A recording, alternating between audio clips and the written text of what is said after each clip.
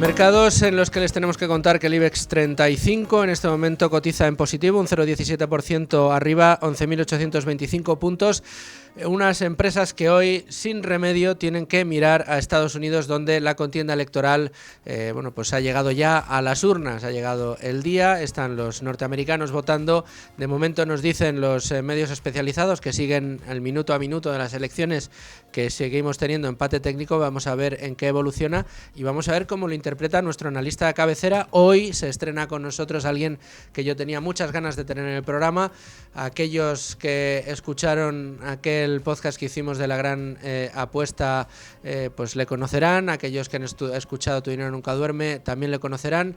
Aquellos que siguen a LWS Research y LWS Academy también le conocerán. Aquellos partícipes del fantástico fondo de inversión Tercio Capital también le conocen. Él es Edgar Fernández y a mí me encanta saludarte en Con ánimo de lucro. Edgar, ¿cómo estás? Hola Luis Fer, encantado de estar por aquí. Por Oye, fin. por ¿No? fin, Por sí, fin. sí, mira que hemos estado, oye, pero ¿cuándo vas a poder? Bueno, pues mira, ya por fin ha llegado el día, así que un gustazo. Y para mí es un honor porque además tengo a un grande como tú para que me interprete un poco los movimientos en la bolsa. Normalmente tú y yo hablamos de movimientos más a largo plazo, análisis de compañías, otro tipo de asuntos. Aquí ya sé que te he hecho mano de ti para hablar también un poco de cómo se están comportando los mercados en el día a día, pero hoy yo creo que con especial motivo, ¿no? ¿Cómo podemos interpretar los movimientos de cara a esa incertidumbre sobre las elecciones en Estados Unidos? Bueno, es imposible saber, ¿no? Y esto sería especular muchísimo. ¿Qué pasará si gana uno, si gana el otro? Muchos analistas dicen que gane quien gane, va a subir la bolsa porque se acaba la incertidumbre, que es lo que más temen los inversores, ¿no? Los inversores no temen tanto a un candidato como a otro, sino la incertidumbre de no saber qué es lo que va a pasar. Históricamente, la bolsa después de las elecciones, el primer mes justo después, lo ha hecho bien, ¿no? Pero estos son análisis estadísticos que nada tiene que ver con los fundamentales de la economía o de las empresas, que al final es lo que marca el comportamiento de la bolsa en el mediano y largo plazo, ¿no? Es pura especulación lo que podría pasar. Hace poco le planteaba precisamente a alguien que conoces bien, a Emérito Quintana, le planteaba ese informe que publicaba Goldman Sachs hace unos días sobre la posibilidad de que el mercado norteamericano, que lleva pues con un rally alcista en los últimos años espectacular, que, como decía Goldman Sachs, vaya a iniciar una reversión a la media y nos acostumbre a unos años de escasa rentabilidad muy pobre, sobre todo comparada con la que hemos tenido. Y me decía Emérito, Edgar, dice, vamos a ver, Luis Fer, no puedes perder de vista que las grandes empresas siguen estando en Estados Unidos, las mejores empresas del mundo siguen estando en Estados Unidos.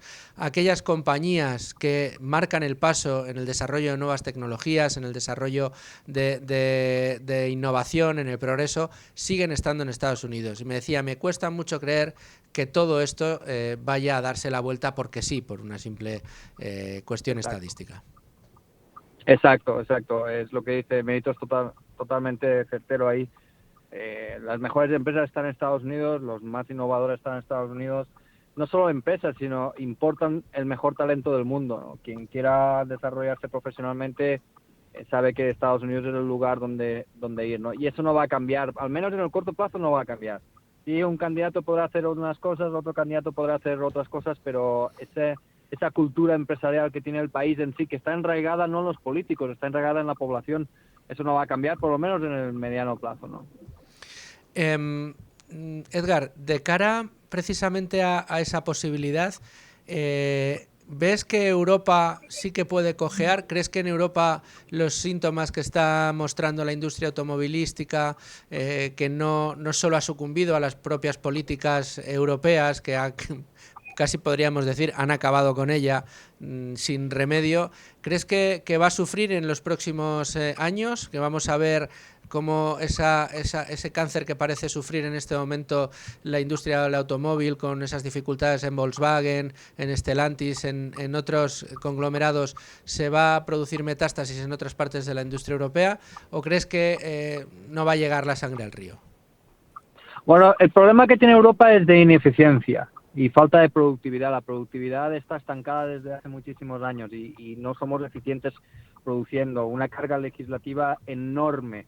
¿no? Y que además no está ni unificada en toda Europa, ¿no? Cada país tiene sus pequeñas cositas. Y a eso hay que sumarle la dependencia energética por culpa de ciertas decisiones que se han hecho en el pasado que tenemos en Europa. El problema de la industria en Europa es que es ineficiente por falta de productividad, también es ineficiente por burocracia y también es ineficiente porque la energía que pagamos es más cara. Estamos viendo como el gas ahora y los futuros del gas están volviendo a aumentar. Y ya veremos qué pasa con la industria, ¿no? Empresas puramente industriales que dependen del gas. No dependen tanto como hace 2 años, eso es verdad. El mercado se acopla incluso en las peores circunstancias, pero la dependencia todavía es muy grande y los costes energéticos en Europa son mucho mayores de los que pueden tener las empresas de Estados Unidos, Asia, etcétera, etcétera, etcétera, ¿no? Entonces, sí, la situación para la industria en Europa sí es un poco, pues no es de las mejores que hay, pero al final como inversores lo que te importa es, bueno, pero cuánto de esto está descontado, ¿no? Y si miramos a cómo están cotizando las empresas europeas, y no digo en múltiplos, ¿no? Porque nunca vamos a cotizar como las americanas porque son mejores, ¿no? Sino en generación de caja con respecto a lo que cotizan, pues las oportunidades están más en Europa que en Estados Unidos, ¿no? ¿Cómo ves la inflación, Edgar? Ya que tengo la oportunidad de hablar contigo en el día de hoy. Es verdad que algunos analistas nos dicen que consideran que ya está embridada, que como está cayendo al 2%, bueno, pues que ya va a ir todo mucho mejor y que incluso las previsibles bajadas de tipos de interés de los bancos centrales pues van a favorecer que se genere más negocio dentro de la renta variable, sobre todo es ese sector al que todos miran, ¿no? El growth en las tecnológicas. Sin embargo, algunos otros, como nuestro amigo Gustavo Martínez, nos dice cuidado, tiene pinta de espejismo, si miramos cómo está cotizando el oro, está cotizando que la inflación va a volver a repuntar, los agregados monetarios no han drenado el exceso de masa monetaria en este año de fuertes subidas de tipos de interés y mucho ojo que aquí podemos encontrarnos con unos efectos de segunda ronda que puedan ser importantes en materia de inflación. ¿Es uno de los variables que estás monitorizando, Edgar, o crees que no? ¿Crees que no vamos a tener grandes sustos en este punto? Cuando Gustavo habla, los demás escuchan, ¿no? Y yo estoy totalmente de acuerdo con él. No tengo una visión de que si la inflación va a volver o no, pero el mercado lo que descuenta es que la inflación va a volver, ¿no? Ya no solo los precios del oro, es que miremos lo que está pasando con la renta fija. A pesar de que la FED ha bajado los 0,5% los tipos de interés de referencia, la renta fija ha bajado de precio, lo que ha hecho aumentar el yield. Entonces, el mercado no se lo cree. Y estamos en una situación, tanto en Estados Unidos como en Europa, con más en Estados Unidos que Europa, con altos déficits presupuestarios, ¿no? Y que no parece ser que ninguno de los dos candidatos vaya a cambiar mucho, ¿no? Sí es verdad que Trump sí ha dicho, alguno de su equipo, ¿no?, que va a hacer un recorte presupuestario, etcétera, etcétera, etcétera, pero básicamente los dos candidatos no creo que vayan a bajar los déficits, ¿no? Y además tienes el Banco Central o los bancos centrales, porque aquí en Europa también, bajando los tipos de interés, esta inflación puede volver a repuntar fácilmente, ¿no? Y lo que he dicho antes, ¿no?, los problemas energéticos que tenemos en Europa, que he hablado del gas, pero también podríamos hablar del petróleo, que ahora mismo está bajo, pero también podría aumentar porque se prevé que haya déficit en la segunda mitad del año que viene, déficit de producción.